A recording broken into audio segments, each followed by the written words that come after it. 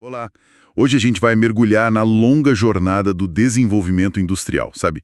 Desde lá do comecinho na Inglaterra até chegar aqui no Brasil.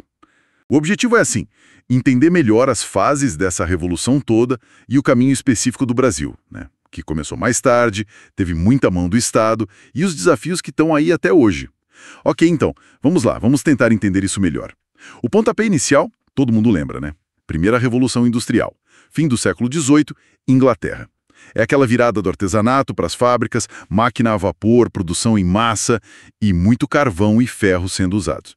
Mas o que mais os materiais falam sobre essa época? Olha, um ponto que o material destaca bastante é que essa mudança foi muito além da tecnologia em si, sabe? Não era só produzir mais rápido, foi tipo uma reorganização social mesmo, bem profunda.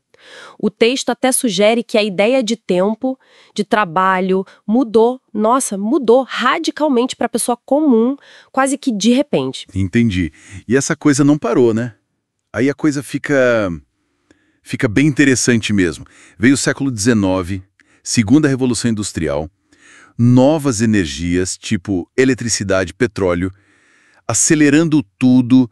Pensa nas invenções que os documentos listam. Telefone, motor a combustão, o carro, até o avião. E não só na Inglaterra, né? Aí já espalhou para a Alemanha, Estados Unidos, Japão, e com avanços grandes na química, na metalurgia. Sim, e complementando isso, os materiais indicam que essa fase não só trouxe mais tecnologia, mas também, aumentou muito a competição no mundo. A ciência começou a ser usada direto na indústria, né? E essas novas energias permitiram uma escala, nunca vista antes. Mas isso também, claro, criou novas dependências e aumentou a briga por mercado, por recurso. Uhum. Aí, avançando rápido pelo século XX, o material só menciona de leve, né, a era pós-guerras. Computadores, automação, robôs. E mais agora, inteligência artificial, biotecnologia e tudo isso junto com a globalização que conectou ainda mais as economias. Agora vamos para o contraste brasileiro que os textos apontam. A nossa industrialização foi tardia, como eles chamam. Enquanto outros países já estavam lá na frente, o Brasil, colônia, era mais fornecer matéria-prima, né? Tinha até proibição de ter indústria aqui.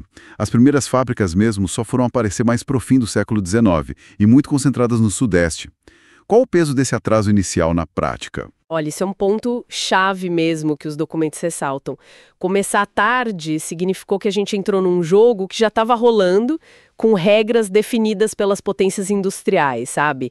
Isso criou, desde o início, uma dependência, tanto de tecnologia quanto de dinheiro de fora. E isso, é claro, acabou moldando as nossas opções, os nossos desafios para frente. E para tentar correr atrás, digamos assim, o Estado entrou pesado, né? Os textos falam muito da era Vargas, criação da CSN para ter aço, a Petrobras para o petróleo. Foram pilares importantes. Exato. E depois o JK, com aquele plano 50 anos em 5, trouxe a indústria de carro para cá, investiu muito em estrada, energia. Aquela coisa mais pesada, e depois em fazer aqui o que antes a gente importava. O tal modelo de substituição de importações. Foi uma resposta, assim, comum para países que se industrializaram tarde. Mas, segundo os textos, isso também acabou gerando outros problemas, como dívidas, algumas distorções. Pois é.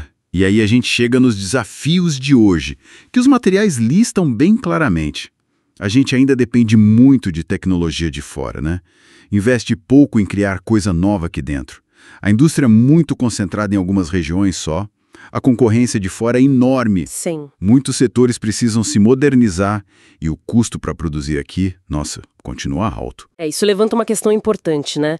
Os documentos meio que traçam uma linha direta entre vários desses problemas de hoje e essa nossa história. A dependência de tecnologia, por exemplo, não é de agora. A pergunta que fica no ar na análise é: como que a gente quebra esses ciclos? Como adaptar a nossa indústria para esse mundo que exige cada vez mais inovação, mais agilidade? Então, resumindo a ópera, o que tudo isso significa? A gente viu as ondas da indústria mudando o mundo, do vapor até a inteligência artificial, e acompanhou a corrida brasileira, né? Empurrada pelo Estado que teve, sim, suas conquistas importantes, mas deixou um legado aí de desafios estruturais que, pelo que os materiais indicam, a gente ainda precisa resolver. Pois é. E talvez a reflexão final que o material provoque seja essa. Como que a gente usa o entendimento dessa nossa história industrial específica, com o que deu certo, o que deu errado, os gargalos, para pensar em políticas melhores hoje.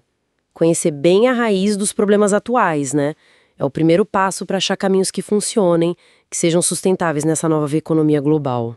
Uma ótima provocação para a gente fechar essa análise.